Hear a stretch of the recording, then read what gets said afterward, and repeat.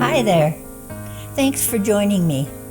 I wanted to talk today about the topic of finding safe people. Maybe we should think if we were looking at a painting or making a painting and drawing what safe people look like. What traits would they have? One trait that I would add is that safe people are not terrified of us. I think there's a level of emotional maturity that people need when they hear about something as intense and as sad and as overwhelming as the lives that we've lived through as children. And many people are very sensitive, they really want to help, but it just seems to be too much for them. So when we paint that picture, and our first thought is that these people are at a level of maturity where they won't be frightened away by us. We need to also be aware that sometimes when we talk to people, we tend to do what I call submarine dive. And by that, well, here's an example. There was a lady in a church that I was going to, and the pastor came by while I was there and introduced himself to her. And right away she said, "I'm Betty. I've been sexually abused." That was her second sentence. I call that submarine diving, where you say too much or you aren't real careful lest you overwhelm someone. Well, how do you know how not to overwhelm someone? Well, what I like to do is to just give a little piece of information, like I had a difficult childhood or something like that, and then sort of watch and see if they're able to absorb it and understand it, rather than submarine diving and telling lots of horrific things that may not only be appropriate to talk about with those folks, they may be appropriate to talk about with our counselor, but also just being sensitive to their needs to be able to deal with what you're telling them. I also think that in our picture of safe people don't throw spiritual hand grenades. And by that I mean some people just can't stand it, the fact that we are in pain. They see that we're in pain emotionally, and they don't know what to do. So they may just sort of blurt out a Bible verse, like, well, all things work together for good. I'm sure God's going to help you, or something like that. And we stand there with shrapnel in our legs from the explosion of this spiritual hand grenade.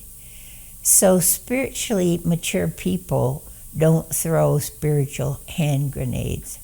Another thing is that spiritually mature people know how to keep confidences.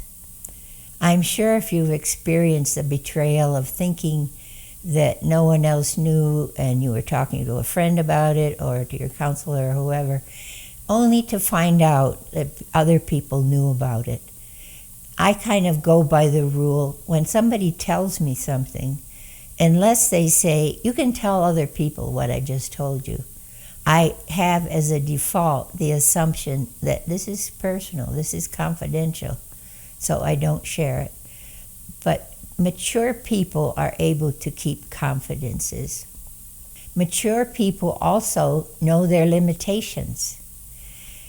They don't make promises that they can't keep. They don't say, call me 24/7 and I will rush right over, and any problem you have, I'll smooth it out and move forward. They put boundaries. As the Lord gives them those boundaries, they may say, you can call me until up to 9:30, and then it would be too late after that. Or this is what I can offer in helping you to heal. So spiritually mature and safe people know what boundaries they can have and know their limitations. I know a dear person that hates to hear anything that is somewhat even semi-intense because she has such a soft heart, she just comes apart. It just overwhelms her. So that's important in what we're talking about in finding safe people, to be aware of what their needs are and things that we can say and do to help them and to continue relationship with them. One of the biggest ways to continue relationship with someone is to express your gratitude.